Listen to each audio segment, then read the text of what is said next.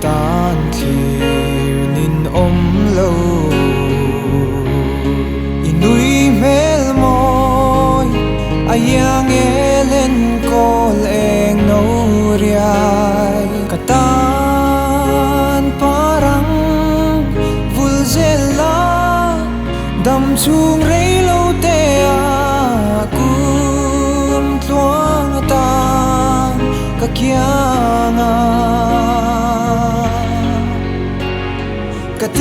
katiam tlate she om ma le por so ma po katha long che jing nun do ra lian lo shang ma se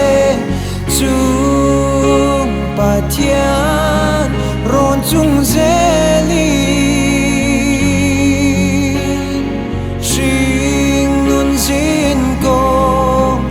zo dun turi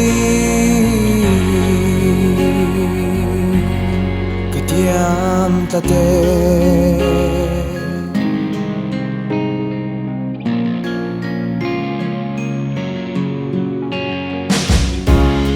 siam tu rau pui mangai na zong nei tu i mangai na in min hual him zel ro lalpa iku chuak rau pui kama ading kathai chang turin kum tluang ta ka kianga katiam tlate she om ma katha long che jing nun do ra lian lo shang ma se chung pa tian ron chung zeli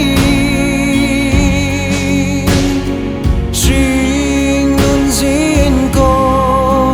zo dun turi katiam tlate